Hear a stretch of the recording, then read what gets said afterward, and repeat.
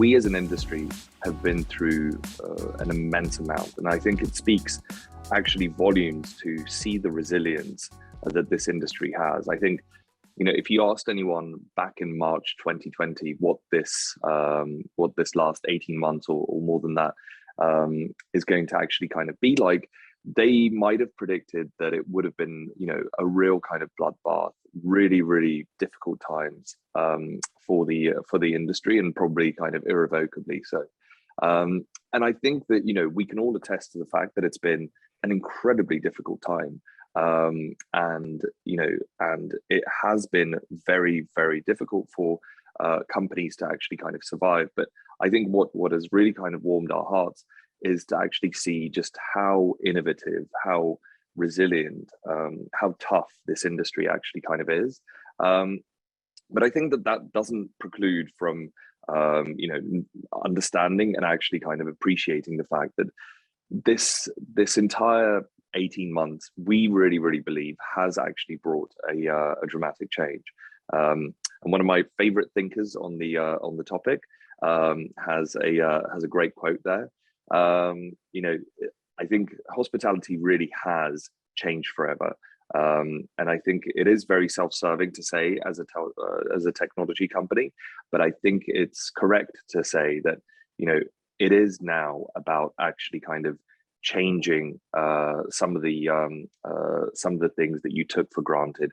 It is about opening yourself up to new business models, to new ways of actually kind of operating, because this is going to usher in a really hugely dynamic change in the way that we actually kind of in the way that we operate within this industry, and there is going to be a huge risk if you don't become more agile and if you don't become more dynamic within your operations, that you might get left behind.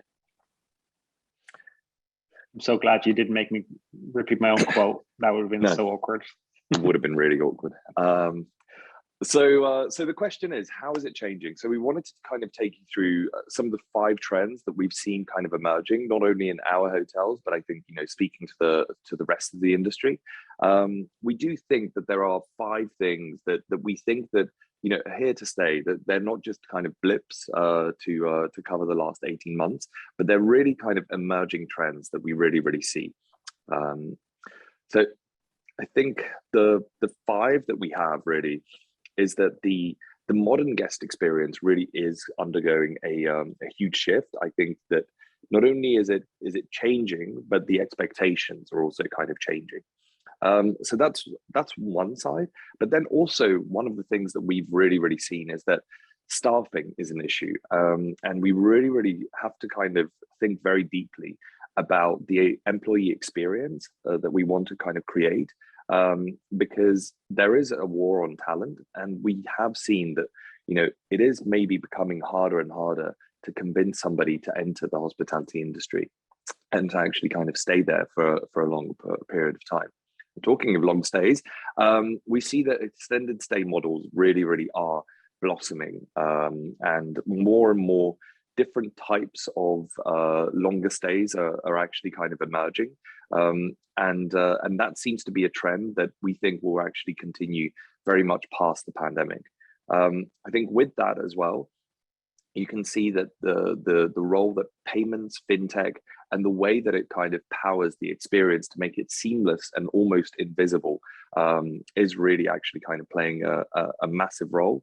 And just talking about that kind of invisibility and seamlessness of experience, that then blends into the real estate and into the way that you design certain spaces and into the way that you actually kind of use certain spaces. So I think that, what we've really, really seen is with the rising costs of real estate, especially in kind of popular city centers and in certain parts, it's going to be about every single meter square that really, really matters, and your investors and asset owners are going to be really, really looking at that very, very deeply. So starting with the modern guest experience, I think this pandemic, if it taught us anything, is that the guest makes decisions of where they want to travel, how they want to experience travel. And, they are the ones that hold the money, and then they get to choose which experiences win. And there has been a significant shift in that experience and what they're buying. And the question is, will we as hoteliers adapt to that, or will we follow what's happening in the market? And for a number of years, Airbnb has been out there. And there's this great quote from Brian Chesky, how the lines between traveling and living have been blurring, and they've been gaining ground, and even more so at an accelerated rate throughout this pandemic. And we feel that we shouldn't be losing against them. We own the real estate in this market. We just have to get more creative and watch what's happening out there and see how customers are requiring a space where I can sleep, but I can also work, or have a co-working space in the lobby. And I think we need to really put our foot down and say, the time of having a 15 square meter room in the center of London may not be the right thing to do anymore. And maybe we can rethink that space in the right way so that we can compete against Airbnb, because their locations or these long-term rentals are currently winning because they're set up for this blurring of lines in the travel experience. So some of the things that we've seen, and we love this term of blending and extending, right? So I've actually experienced that. I've brought my partner along on trips, and we've extended into the weekend. And therefore, I choose a hotel that I can have both business and leisure in. I really look at the facilities that hotel has, and we'll see a lot more of that blending and extending in the typical, business hotel in the city center. They're going to struggle for a long time unless they change the approach. We've seen things like kiosks and online check-in. It's just a given that you have to have these basic tools in place. But also customers don't want to pick up this square phone that's in that room and call room service, right? That you don't call anyone anymore today. You've got to have a messaging platform so that you can message or order directly online. Why do you even have to speak or converse with a person if you don't want to? And it's a lot about giving customers the choice, where we've dictated the experience often to hotels, like you will come to my reception and you will stand in the queue, and then I will staple your bills together with your receipts. We try and enable the guest to choose what experience that they want. And I think that's what the modern guest experience should be about, listening to what they're looking for. If they're looking for an eco-conscious, work with Hotels for Trees, for example, so that a customer can feel better about the trip that they have, and give back to the environment as well at the same time. I think this is one of those things that we feel very strongly about. Build it and they will come. We're all waiting for someone to lead the way, and be the one that leads the way. And we've seen some amazing examples of hotels that have, for example, taken our API and not just use our front end, and they've moved on and they said, well, what can we create? How, if I think about my hotel concept, what do I want that guest experience to be, from literally the moment that I come onto the website to enjoying that entire experience? And it is all possible. There is no excuse that the technology doesn't enable it, because it does absolutely enable it today. It's just you have to think about how you can take that to the next level. And you truly can do anything, but you have to get creative, and don't look at what your neighbor next door is doing. Try and figure out, what are customers looking for? What are your customers that you want to target looking for? Conduct customer interviews. We do a lot of this with our customers. We conduct these interviews and we just listen to how they talk about travel, and then we go back and think about our solutions. And it's the same for you in your hotel environment. Talk to the customers that you aspire to attract to the hotel, not the ones that you used to have, because they may not be the ones that you're targeting going forward. These are two really phenomenal examples. On the one side, you've got a Lazarel property in Versailles. It's probably the absolute highest end of luxury that you will find.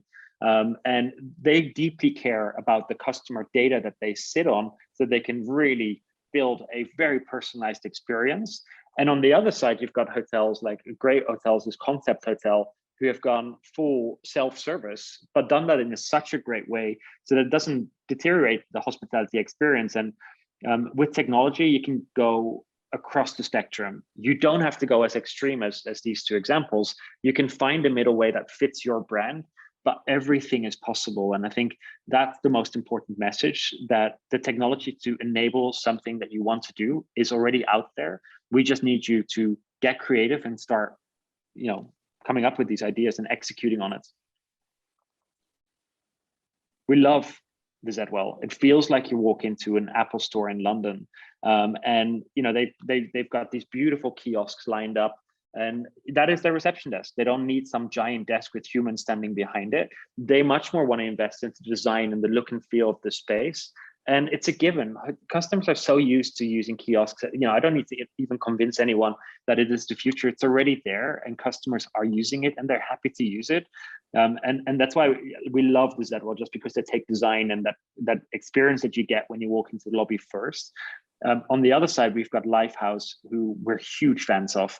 They're this management company in the US, and they take properties and turn them around into a lifestyle space. But they have literally taken the API and built their own experience and their own technology around that core data of the customers and the reservations, and created these incredible experiences. I really think everyone should go and have a look at their website, at the beautiful lifestyle hotels that they've created, and they're expanding at record pace.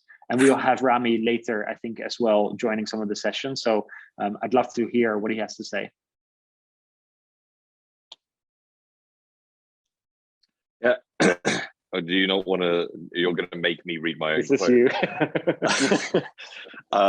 No, so and I think this all comes back because I think that me and Matt basically kind of joined joke about the fact that we've basically been building the same thing for the last 10 years. But it comes back, if you look at the first hotel with which this all started in Prague, it was exactly about this. It was about not building a reception desk and actually kind of building a stylized living room instead of a space that felt like a reception. And I think it's really about kind of creating that kind of welcome space and thinking about that welcoming procedure rather than thinking of it as a standard check-in. And I think that those all of those different examples, whether you're like Lifehouse and you want to build your own PMS basically on top of a great kind of API, or you look at it like the Zedwell basically, where they take our kind of take our kiosk, make it look beautiful, make that entire experience look exactly like an Apple store. It's just you don't have to go to the absolute extremes of all of those different cases. But I think the fact is, all of those things are possible. And if you actually understand your customers, if you understand what exactly they need, you can basically kind of build that universe around them rather than thinking about it from, this has to be there because this, we've always worked with reception desk. You can basically have that creativity to actually kind of now just go, I just want to build this experience, or this is the thing that's going to actually kind of make my customers really, really happy. And I think that it's a double-edged thing, because on the one side you basically have the customers that are coming in, but on the other side, your staff and employees. I think every single one of you will have felt their almost their kind of desires and their expectations of you as employers has really, really shifted. I think the fact that people are seeing that that there are lots of jobs out there in technology, lots of jobs they can kind of do remotely, and they can work for an American company out of the center of Europe. It really, really now means that I think that everyone is now struggling to actually kind of fill their hotels with great talent. And I think that anyone from Marriott basically to us, I think in terms of tech companies, we have to make sure that we are actually really, really thinking about that employee experience, that desirability of being actually at a great company.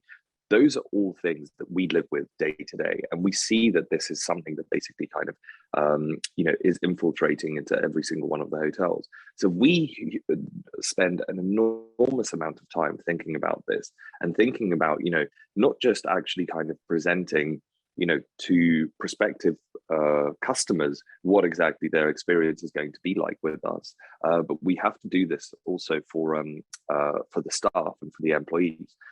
And we've seen some major trends basically in terms of especially when you want to kind of attract a younger audience.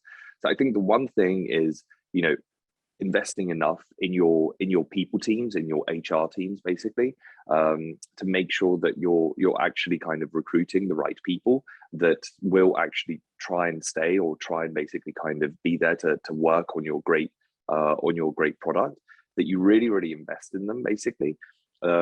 You then create, for example, like we have these, very good standardized onboarding procedures, basically, where we really take our time to actually kind of fully train and fully think about, all of these different things. Now, I understand that sometimes in the nature of basically that kind of that churn that you have in hospitality, it might not be completely, you might not be completely able to actually kind of do that.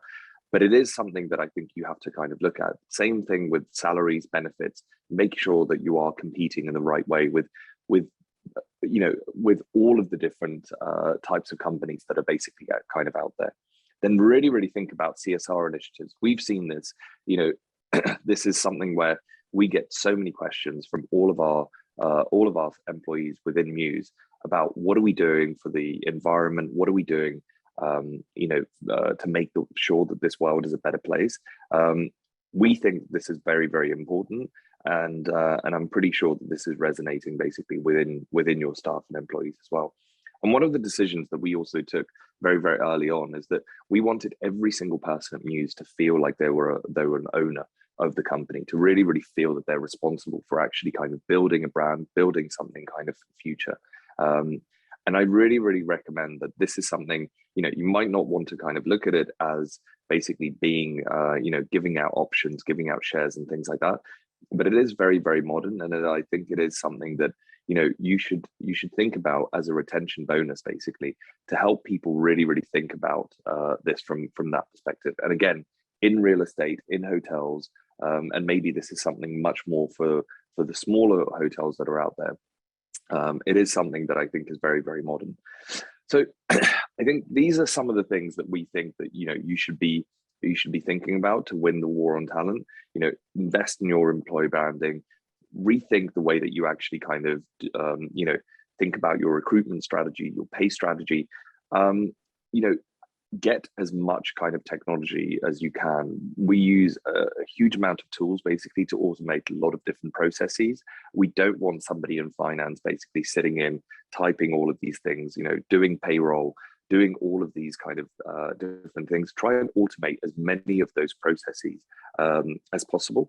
And think about, the employee engagement, skill development, and try and match some of that outsized performance to reward. So, if you think about that kind of, even that lowly receptionist, think about, making sure that you're not over focusing on making sure that they're doing the repetitive tasks, so basically checking somebody in, but link it to, for example, the upsells, the way that they actually kind of can directly affect,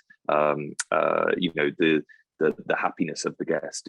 Have bonus schemes that are based on how many times they get mentioned on TripAdvisor and all of these different things. I think these are all things that we really need to actually kind of be worried about.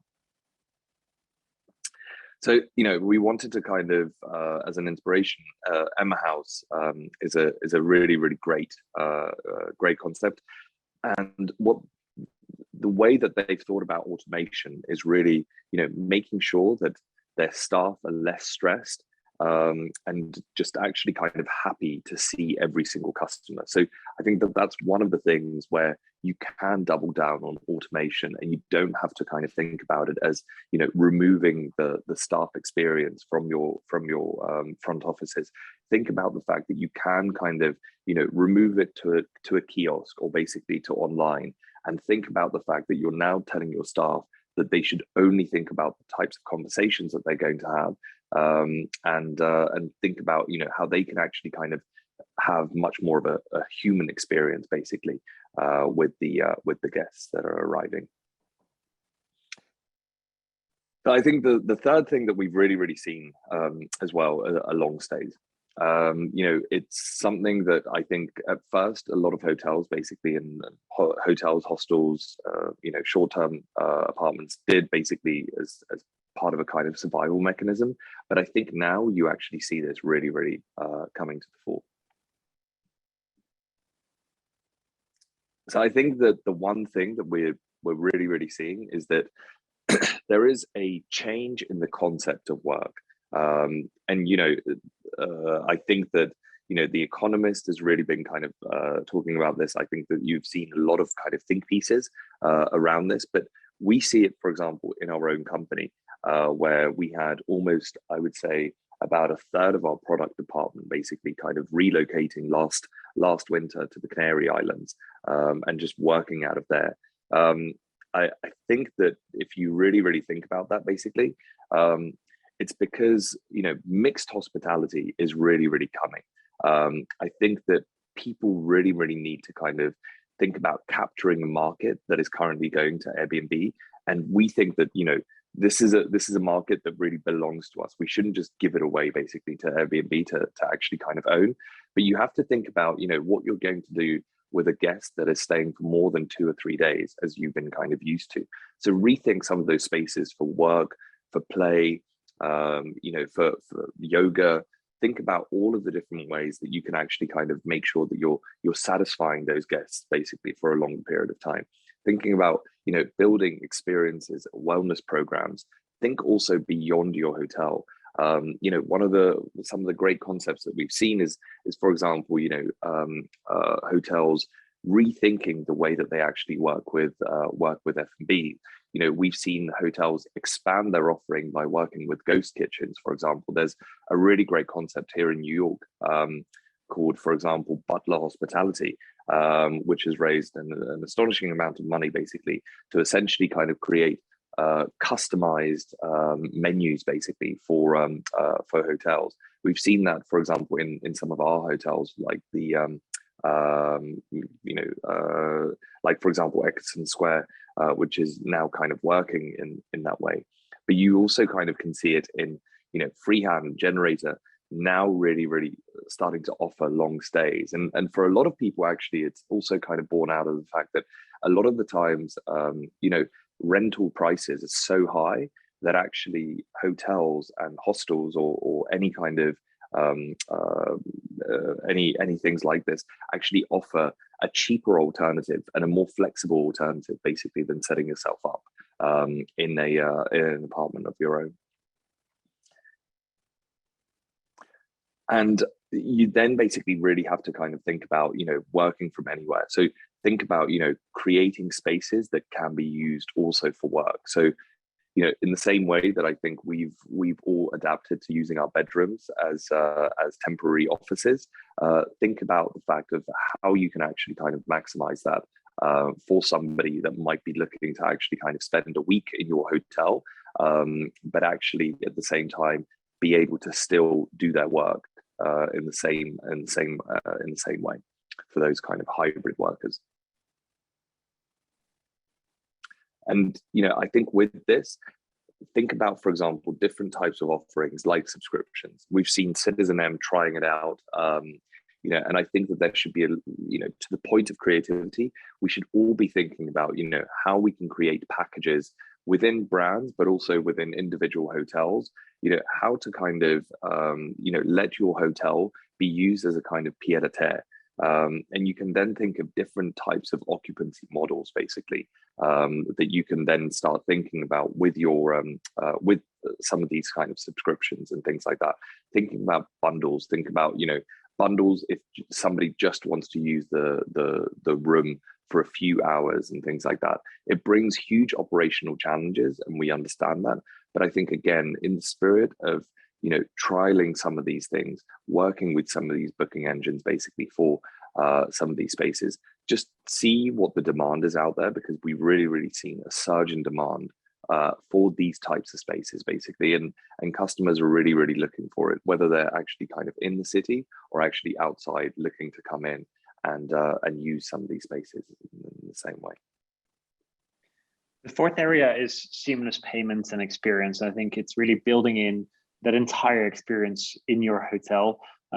Like, it's almost thinking about it like a budget airline where you buy the seat and then you build on that, right? There's the trolley that goes up and down with all of the different offerings. And I always wonder who's the ones buying the perfumes, but they wouldn't be doing it if it wasn't making money. And they actually make a lot of profit on the perfumes, specifically in the airlines. But it's the same about our hotels, right? We're really good at selling the rooms. That is the one thing that we're always so focused on. But what about the ancillary revenue? How are you driving that in this to these new customers that want that end-to-end experience? And I think we can do so much more. And there's some really great upsell tools, but you got to package it up nicely. And I don't think we always do that in the right way. And throughout that journey, you need to really have this payment built in, so that not every time that they, walk up to buy something, it's like, can I have your credit card again? Right? That just, you should never have to ask for a credit card at any point of the journey, because they gave you that credit card at the start of it. And then at that point forward, it is completely built in, like an Uber experience is nowadays. And we see that customers have started selling interesting things like merchandise or having really iconic bars and award-winning restaurants, rather than the hotel restaurant. It's this thing that, I used to be like, oh, you don't eat at a hotel restaurant. But that isn't true anymore in a lot of cases, where the hotels have gone above and beyond to actually have a restaurant that is known in the destination and people will come to without having to book a room at the same time. And I think that's really important, that you think about your entire real estate at the hotel and rethink it, right? You don't need a lobby with a giant desk in it. That is prime real estate that you're using, where you're not making money. And maybe you could turn that space around into a shop or into a bar that people can work in, or even a co-working space, right? So the way that Richard talked about extending stays, and I know that he's going, where are you going for the winter again, for a month? Costa Rica. Costa Rica, right? So he's going to be there for a month, but our life is on these calls, and you need good Wi-Fi, you need a desk, and you just don't get that in a hotel room nowadays, unless it's a hotel room that is really thought about. I don't want to have a bed in my background at all times on these calls. I want to have a good background, good lighting, etc. And it's important that you truly think about the real estate, your lobby. How can you make that work for these new customers? One prime example is the Dylan, one of my absolute favorite hotels in Amsterdam. And it has a fantastic location. And you actually, when you book that, there is so many restaurants out there, but actually the restaurant that they have is Michelin star. It's phenomenal. So you actually never have to leave the hotel, even though you're in a prime location. And I think that's really, don't think, oh, we're in a great location, so I don't need to put an effort into my services. Actually, if you do, people will appreciate it and they will use it. And when you go to the Dylan, it's very hard to get a table at this hotel, because they are generally booked round the clock, and it is possible to use that real estate in a much smarter way. And the last pillar that we have is maximizing your physical real estate. I guess we've been talking about that already for the last few times, but the times of RevPAR, where you talk about your hotel and you talk about the revenue that you have per available room, to basically say, hey, we're doing better than this hotel because of the RevPAR. It isn't, right? A metric that's much more interesting is revenue, or GOPAR, or GOPAM, gross operating profit per available square meter that you have. But really think about the real estate in your hotel and think how you can measure the success of it. And maybe a hostel in one building makes more sense, but what if you would flip it to a hotel? Would it make more money per square meterage if you turn that concept around? And I think it's about the ability to be flexible and shaking up your model and rethinking your property. We had a hotel in Prague, Mosaic House, that joined us as a hostel very early on. And the owner actually said, I think if I flip this to a hotel, a good designed 4-star hotel, I can make a lot more money. And they have. And it looks amazing. And the success rate of that particular property is better. And I'm not saying that we should flip all hostels and hotels, because sometimes it makes more sense to turn it into a hostel. But you need to really make sure that you have the technology in place so that you can get much more flexible with your space and run tests, right? At Mews, we don't just deploy a feature to everyone. We just build a feature, we test it with a few players, and then those, if they adopt it well, we're like, right, we could now roll this out to the rest. And it's the same with your rooms. If you could flip one room and try out something different, like put a co-working space in, or put a hostel space into that, you can get really flexible and see what works, what doesn't work. But if you're not testing, you'll never know the answer to it. Like, I love the example of Eccleston Square, who turned their kitchen into a ghost kitchen so that they can actually make more money from the restaurant space that was, not necessarily making that much money. But one of our absolute favorite customers is the student hotels, who have taken accommodation for students to the next level. They have blended student accommodation, like students come in for a semester, with short stay. So they have rooms that can turn from a student room into a short stay room, so that they can sell that directly on the website. The moment the student checks out, they turn that into a short stay room. But you can also buy extended stay even if you're not a student. They've got co-working spaces, so you create a community in the lobby of these hotels of a myriad of types of customers. But a lot of them are students who are very engaging. So you create a really exciting atmosphere in the lobby. They've got lots of meeting rooms and lots of events and drink space. And I think they've really thrived in the pandemic, where, if you have such a dynamic business mix and one falls away, like at the time, hotel customers dropped very quickly. But long stays, they were set up for long stays, and they immediately were able to switch their model because they had this really flexible hybrid model. And it's fantastic to see how they've thrived in the pandemic because they have a very flexible approach to real estate. I think that's really kind of the key. I think it's time to rethink the way that you think about hospitality, rethink your occupancy, rethink the way that you think about, even high season, low season. Think about, what time of year is actually going to be, is my real estate going to be more suited for this type of customer? And how can I actually kind of build in that resiliency basically to my model, so that we don't catch ourselves kind of unaware in the same way that I think we have been basically for the last year and a half. And I think it's really kind of about rethinking the type of hotel, the type of accommodation that you would like to actually kind of offer to this modern guest.